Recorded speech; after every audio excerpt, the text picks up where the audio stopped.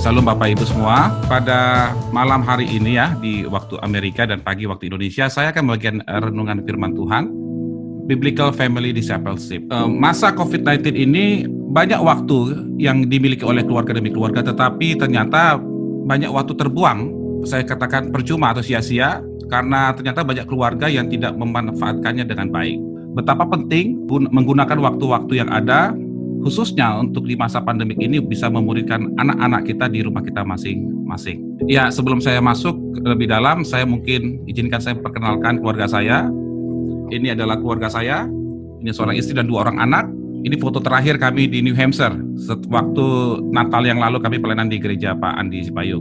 Dalam perjalanan pelayanan saya, keliling di Amerika Serikat dan juga Indonesia, saya menemukan ada banyak anak-anak hamba Tuhan yang mengatakan mereka tidak mau menjadi hamba Tuhan atau menjadi pendeta. Ini adalah sesuatu yang menyedihkan menurut saya, dan bahkan sebagian dari antara mereka sepertinya menunjukkan sikap mereka meragukan ketuhanan Yesus Kristus. Nilai-nilai yang mereka pegang itu jauh sekali dari nilai-nilai Alkitab yang kita percaya ya sebagai orang percaya. Ada suatu ketika saya pelayanan di suatu state, seorang anak muda kira-kira umur SMA begitu, high school, mempertanyakan tentang LGBT, mempertanyakan tentang pentingnya perlunya pernikahan dan sebagainya. Ada banyak pertanyaan-pertanyaan yang menurut saya penting sekali untuk dijawab oleh para orang tua. Tetapi ternyata banyak orang tua tidak siap. Itu sebabnya seringkali dalam perjalanan pelayanan saya di Amerika, saya diminta oleh teman saya, oleh orang tua, menjelaskan kepada anak-anak mereka tentang kebenaran firman Tuhan ya. Dan di Amerika ternyata generasi Z itu 2 kali lipat menjadi ateis dibandingkan generasi-generasi sebelumnya. Generasi Z itu adalah generasi yang lahir tahun 1996 ke atas ya. Ini kabar yang menyedihkan, ini dari survei dari Barna. Dan kemudian ada survei juga dari Barna yang mengatakan bahwa generasi sekarang, generasi Z itu hanya 4% dari antara seluruh orang Kristen generasi Z itu yang memiliki pandangan Alkitab yang benar. Jadi bisa dikatakan 96% berarti anak-anak kita itu tidak memiliki pandangan yang benar terhadap dunia ini dari sudut pandang Alkitab. Jadi nilai-nilai yang mereka pegang itu berbeda dengan nilai-nilai firman Tuhan. Jadi Bapak Ibu jangan kaget kalau anak-anak kita itu memiliki pola pandang yang berbeda. Hanya 4% yang memiliki pandangan Alkitabiah. Itu sebabnya berarti anak-anak ini harus kita muridkan sejak dari rumah kita masing-masing. Di Alkitab Bapak Ibu ya, itu di Hakim-Hakim 2 ayat 7 sampai 10 dikatakan, dan bangsa itu beribadah kepada Tuhan sepanjang zaman Yosua dan sepanjang zaman para tua-tua yang hidup lebih lama daripada Yosua, dan yang telah melihat segenap perbuatan yang besar yang dilakukan Tuhan bagi orang Israel. Dan Yosua bin Nun, hamba Tuhan itu mati pada umur 110 tahun. Ia dikuburkan di daerah milik pusakanya di Timnat Heres di pegunungan Efraim, di sebelah utara Gunung Gaas. Setelah seluruh angkatan itu dikumpulkan kepada nenek moyangnya, bangkitlah sesudah mereka itu angkatan yang lain, yang tidak mengenal Tuhan ataupun perbuatan yang dilakukannya bagi orang Israel. Baik, Bapak Ibu Saudara terkasih, ternyata Yosua dengan generasinya pada masa itu mereka benar-benar menyembah Allah. Ya, itu suatu situasi atau realitas yang baik sekali ya. Ketika satu generasi seluruhnya menyembah Allah, itu luar biasa Bapak Ibu. Tetapi anehnya ketika Yosua meninggal dunia, generasi penerus Yosua dan seluruh angkatannya semuanya tidak menyembah Tuhan. Mereka tidak mengenal Tuhan. Ini menjadi suatu pertanyaan besar. Kenapa generasi yang menyembah Tuhan menghasilkan keturunan generasi yang sama sekali tidak mengenal Tuhan? Maka mereka menyembah Baal. Dan akibatnya luar biasa Bapak Ibu. Mereka kena banyak sekali hukuman dari Tuhan karena mereka tidak setia kepada Tuhan. Pertanyaannya sekali lagi, kenapa ini terjadi? Ternyata ini terjadi karena bisa dikatakan mereka lalai ya, generasi Yosua lalai melakukan Ulangan 6 ayat 7. Apa itu? Dikatakan haruslah engkau mengajarkannya berulang-ulang kepada anak-anakmu dan membicarakannya apabila engkau duduk di rumahmu, apabila engkau sedang dalam perjalanan, apabila engkau berbaring dan apabila engkau bangun. Intinya bahwa anak-anak kita harus dimuridkan, anak-anak kita harus diajar kebenaran firman Tuhan. Seluruh keturunan kita seterusnya itu harus mengenal Tuhan dan menyembah Tuhan, taat kepada Tuhan seumur hidup mereka. Dan siapa orang yang paling bertanggung jawab untuk memuridkan anak-anak mereka? Tentunya yang paling bertanggung jawab adalah orang tua mereka. Mohon maaf di sini kepada Bapak para pendeta, Bukan tugas tanggung jawab pendeta yang paling utama untuk memberikan anak, tetapi tanggung jawab orang tua. Para pendeta dan guru sekolah minggu mempunyai bagian tentunya dalam memberikan anak-anak kita. Tetapi tugas yang utama Tuhan berikan kepada orang tua untuk memberikan anak-anak mereka. Kenapa? Di Amsal 1 ayat 7 sampai dengan 8 dikatakan, takut akan Tuhan adalah permulaan pengetahuan, tetapi orang bodoh menghina hikmat dan didikan. Hai anakku, dengarkanlah didikan ayahmu dan jangan menyia-nyiakan ajaran ibumu. Berikutnya di Amsal 22 ayat 6 dikatakan, didiklah orang muda menurut jalan yang patut baginya, maka pada masa tuanya pun ia tidak akan menyimpang daripada jalan itu. Betapa penting untuk setiap ayah harus mendidik anak-anak mereka. Untuk setiap ibu mengajar anak-anak mereka. Artinya apa? Orang tua, ayah dan ibu bersama-sama mendidik dan mengajar anak-anak mereka. Mendidik anak-anak kita kapan? Ketika mereka masih muda tentunya. Kalau anak-anak kita sudah berumur 18 tahun ke atas, tentu lebih sulit untuk mendidik mereka. Kenapa? Karena kalau anak sudah dewasa, Bapak Ibu, mereka memiliki pendapat atau profil sendiri gitu ya. Cara pandang yang sendiri. Mereka sudah mulai mandiri, mereka sudah memiliki identitas sendiri. Ketika mereka masih muda, itu lebih mudah untuk membentuk, lebih mudah untuk mengajar begitu ya. Amanat agung, kita kenal The Great Commission, satu kalimat di situ dikatakan, ajarlah mereka melakukan segala sesuatu yang telah kuperintahkan kepadamu. Yang Allah inginkan adalah semua bangsa menjadi murid, ya, semua bangsa menjadi murid Kristus dan diajar untuk melakukan segala perintah Tuhan. Nah, bagaimana kita bisa melakukan amanat agung ini Bapak Ibu? Tentunya dimulai dari rumah terlebih dahulu. Ajarlah anak-anak kita untuk mereka taat melakukan firman Tuhan. Jadi amanat agung sekali lagi dimulai dari mana? Dari rumah kita masing-masing. Kita mendidik anak-anak kita untuk taat melakukan kebenaran firman Tuhan. Bapak Ibu Saudara terkasih, bahwa murid pertama kita mestinya adalah keluarga kita. Keluarga kita menjadi prioritas utama untuk kita ajar dan muridkan. Yang menyedihkan adalah ketika ada seorang hamba Tuhan, mereka begitu sibuk, begitu luar biasa, begitu memiliki karisma dalam melayani Tuhan, tetapi anak-anak mereka tidak mengikuti jejak mereka mengikut Tuhan. Seperti kisah di Hakim-Hakim tadi yang kita baca bersama-sama. Ini sangat menyedihkan tentunya. Bapak Ibu tentunya orang tua harus memberikan teladan bagi anak-anak mereka, ya. Mereka harus dididik oleh orang tua mereka sendiri, ya. Orang tua harus berani berkata kepada anak-anak mereka, jadilah pengikutku, ikutilah jejakku seperti aku mengikuti Kristus. Ya, orang tua harus menjadi teladan dalam segala hal. Bapak Ibu, dalam sebuah survei di Amerika Serikat, ketika ditanyakan kepada anak-anak siapa yang membawa mereka kepada Kristus, ya kepada orang-orang Kristen di Amerika, mereka mengatakan ternyata 75% orang-orang di Amerika Serikat mereka menjadi orang percaya karena melalui keluarga dan melalui pertemanan, melalui teman mereka yang mengajak mereka menjadi orang percaya. Itu sebabnya satu abad terakhir lah ya, bisa dikatakan demikian, lembaga-lembaga misi dunia itu mengembangkan berbagai macam metode penginjilan dengan menggunakan metode yang menggunakan jalur ini, jalur dari menjalin pertemanan dan melalui jalur keluarga. Betapa penting peranan keluarga untuk membawa anak-anak mereka kepada Tuhan. Suatu ketika saya melayani di sebuah state, ada sebuah keluarga orang Indonesia punya 5 anak, dan laki-laki semua, dan semua sudah berkeluarga. Orang tua mereka, keluarga ini minta saya layani. Mereka curhat dari jam 8 malam sampai jam 2 pagi. Kenapa? Karena ternyata 4 anak mereka menjadi ateis dan 1 masih tetap percaya kepada Kristus. Orang tua ini bercerita kepada saya sambil menangis-nangis. Kenapa?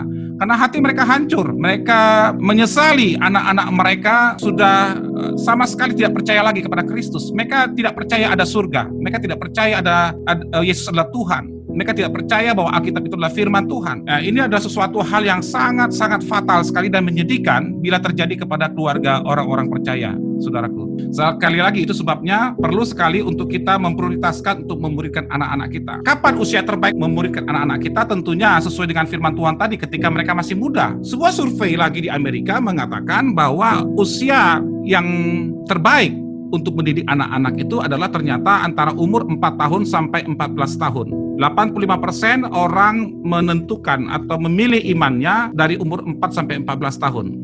14 tahun ke atas cenderung mereka akan bertahan pada posisi imannya di kepercayaannya di mana begitu ya. Dia cenderung tidak berubah. Ada yang berubah tetapi tidak terlalu banyak. Jadi kita berjuang antara umur 4 sampai 14 tahun ini, bagaimana kita para orang tua mendidik anak-anak kita untuk sungguh-sungguh mengenal Tuhan. Bagaimana mereka sungguh-sungguh percaya kepada Tuhan, Bapak Ibu ya. Oke.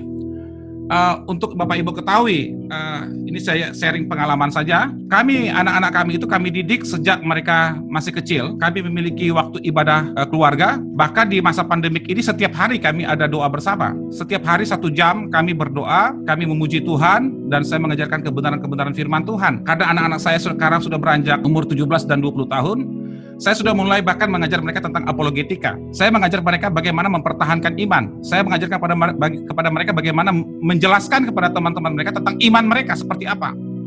Tentang ketuhanan Yesus. Apakah Yesus benar-benar Tuhan? Apakah Yesus benar-benar ada? Apakah Alkitab itu benar-benar tidak dipalsukan? Bagaimana menjelaskannya? Bagaimana menghadapi teman-teman mereka yang skeptis terhadap iman Kristiani? Setiap hari saya mengajar mereka begitu. Tentunya diselingi dengan materi-materi yang lain. Kenapa saya menyampaikan materi ini? Karena memang kami sudah banyak mengajarkan doktrin-doktrin dasar kepada anak-anak kami tentang keselamatan, tentang keberdosaan manusia dan sebagainya. Kami ajarkan sejak mereka masih kecil. Kami bersyukur kepada Tuhan, anak-anak kami sekarang terlibat dalam pelayanan. Kami memperhatikan pertumbuhannya luar biasa. Mereka menjadi berkat bagi teman-teman mereka. Sekali lagi, usia yang terbaik untuk membentuk anak-anak kita adalah ketika mereka berusia 4 sampai 14 tahun, Bapak Ibu ya.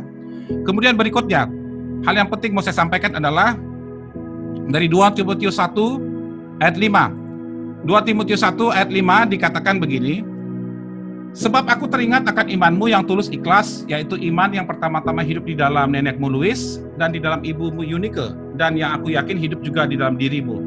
Rasul Paulus mengatakan kepada Timotius bahwa iman yang tulus yang dimiliki oleh Timotius yang tidak diracuni dengan berbagai macam kepentingan yang lain, imannya itu tulus, murni. Rasul Paulus mengatakan bahwa iman yang aku lihat pada dirimu itu, Timotius, itu sebenarnya turun. Dari siapa? Dari nenekmu Lois, turun kepada ibumu Eunike, dan sekarang turun kepada dirimu. Adalah suatu kebahagiaan tentunya bagi kita Bapak Ibu apabila kita dapat mewariskan iman kita kepada anak-anak kita, bahkan kepada cucu-cucu kita di masa yang akan datang.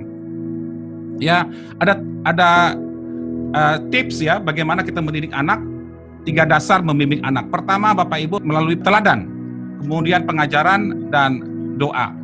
Teladan. Bagaimana kita menjelaskan nilai-nilai Kristiani itu dalam kehidupan sehari-hari? Bagaimana cara kita bersahabat kepada semua orang? Anak-anak kita harus melihat bagaimana kita memperlakukan orang lain dengan kasih Kristus. Bagaimana kita menerapkan nilai-nilai firman Tuhan dalam kehidupan sehari-hari. Bagaimana kita mengampuni orang lain. Bagaimana kita menerima kekurangan orang lain. Dan bagaimana kita menghadapi ketidaksempurnaan kita, kekurangan kita, kelemahan kita, kegagalan kita. Bagaimana kita menghadapi itu? Dan setiap kita menghadapi itu, bagaimana kita mengandalkan Tuhan dan bagaimana kita melewatinya. Anak-anak kita mesti melihat kita sebagai orang yang jujur, otentik, ya, bukan hidup yang berpura-pura. Mereka melihat kita memberikan teladan. Kita ikut Tuhan, walaupun kita punya kekurangan, tetapi kita tetap bertumbuh, tetap berkembang, ya. Mereka melihat itu. Dan saya bersyukur kepada putri kami, Melanie, juga saya perhatikan. Dia banyak sekali mengikuti jejak kami sebagai orang tua. Teladan bagaimana melayani Tuhan, bahkan teladan bagaimana menghadapi masalah, badai kehidupan. Ketika dia suatu ketika di New York ya, di subway, itu ada peristiwa penembakan di depan mata dia. Ketika baru 1 bulan dia nyampe di Amerika, dia tinggal di New York, dia menyaksikan di depan mata ada orang ditembak dan meninggal dunia, 4 kali tembakan. Dia panik, begitu semua orang panik, karena mereka dalam satu gerbong yang sama. Dia baru sadar kemudian ternyata dompetnya hilang, semua uangnya ada di situ, dia nggak punya tabungan apapun, uangnya cash semua hilang, kartu metronya pun hilang, hanya HP saja yang tinggal. Bagaimana ketika seperti itu dia tetap dalam perjalanan ke gereja, dia tetap ke gereja, dia tetap ibadah dulu, baru kemudian setelah ibadah dia baru melakukan langkah-langkah berikutnya. Kenapa? Dia memprioritaskan bahwa saya apapun terjadi saya harus tetap taat kepada Tuhan, beribadah kepada Tuhan, karena memang dia dalam perjalanan menuju gereja waktu itu. Setelah itu baru dia urus yang lain-lain, Bapak Ibu. Ketika dia punya masalah, diancam. Suatu ketika dia diancam mau dibunuh. Saya mungkin nggak bisa katakan lebih detail ceritanya, tetapi putri kami ini sempat diancam mau dibunuh. Dan itu sebabnya saya langsung terbang ke Amerika Serikat secepatnya. Kemudian kami harus memindahkan dia dari tempat yang lama ke tempat yang baru. Dengan kami nggak punya uang yang cukup waktu itu. Tetapi singkat cerita, kami berdoa terus-menerus dan Tuhan menolong dan buka jalan. Akhirnya bahkan putri kami mendapatkan pekerjaan di kampus. Dari pengalaman saya, dia bisa meniru, dia bisa meneladani bagaimana ketika orang tuanya dalam masalah apapun selalu datang kepada Tuhan dan dia mengikuti jejak itu. Dan Tuhan selalu menolong, tidak pernah terlambat Bapak Ibu. Berikutnya, setelah kita memberikan teladan, tentunya kita juga harus mengajar anak-anak kita. Mengajarkan bagaimana menerapkan firman Tuhan dalam kehidupan sehari-hari. Nah, salah satu yang paling penting menurut saya perlu saya bagikan di sini adalah anak belajar menjadi seorang suami atau menjadi seorang ayah itu dari orang tua mereka, dari ayahnya. Seorang anak perempuan belajar menjadi seorang istri dan menjadi seorang ibu itu dari ibunya. Bagaimana seorang suami berlaku kepada istri itu mereka lihat dari orang tua mereka. Bagaimana seorang orang tua merawat anak-anaknya, memperlakukan anak-anaknya, mereka lihat dari orang tuanya. Bapak Ibu, betapa penting kita mengajarkan sedari dini secara bertahap kepada anak-anak kita, kepada anak laki-laki tugas tanggung jawab seorang pria. Mereka harus bekerja, mereka harus mandiri, mereka harus mengayomi keluarganya, melindungi keluarganya dari semua serangan, termasuk serangan dari keluarga, dari mertua, dari segala macam, dari serangan fisik atau serangan mental atau ucapan-ucapan yang menyerang begitu. Mereka melihat bagaimana kita berlaku sebagai orang tua dan mereka mengikuti jejak kita, ya. Ya, terakhir tentunya kita harus berdoa untuk anak-anak kita. Bapak Ibu, memang tidak mudah ya untuk mendidik anak-anak kita. Bahkan seringkali kita banyak hal yang tidak dapat kita prediksi apa yang akan terjadi. Tetapi percayalah, kalaupun anak kita mungkin sampai sekarang mungkin ya ada yang belum sungguh-sungguh kepada Tuhan, ada yang masih meragukan Tuhan atau belum taat sungguh-sungguh kepada Tuhan. Saya percaya bahwa doa orang tua itu tidak akan sia-sia. Saya banyak menemukan hamba-hamba Tuhan yang terus berdoa untuk anak-anaknya, kemudian anak mereka bertobat. Bisa saja anak kita itu bertobat selagi kita masih hidup, ataupun ketika kita sudah meninggal, setelah itu anak kita bertobat. Itu hanya masalah waktu. Tetapi saya percaya ketika kita menghadapi anak-anak seperti ini, yang keras begitu ya, apalagi kalau sudah terlanjur, mereka sudah besar, kita mendidiknya sudah sulit begitu. Saya mengatakan kepada banyak orang tua, tetap berdoa untuk anak-anakmu, tetap berikan teladan, tetap mengajar semampunya, jangan dipaksa begitu ya. Jadi Bapak Ibu, di masa COVID-19 ini, sekali lagi, mari saya mendorong kita semua untuk memuridkan keluarga kita, khususnya anak-anak kita, untuk bagaimana mereka menghadapi kehidupan di masa yang akan datang. Demikian firman Tuhan, mari kita bersatu dalam doa. Kami bersyukur ya Tuhan untuk kebenaran firman-Mu ini, biarlah terus Tuhan Engkau boleh memberkati setiap kami para orang tua untuk dapat mendidik anak-anak kami supaya mereka hidup sesuai dengan jalan-jalan Tuhan, bahkan mereka menjadi saksi Kristus di dunia yang penuh dengan kegelapan ini. Mereka menjadi terang, mereka boleh bercahaya, mereka boleh menjadi teladan bagi teman-teman mereka. Nama Tuhan dipermuliakan. Kami mengucap syukur dalam nama Tuhan Yesus Kristus. Amin.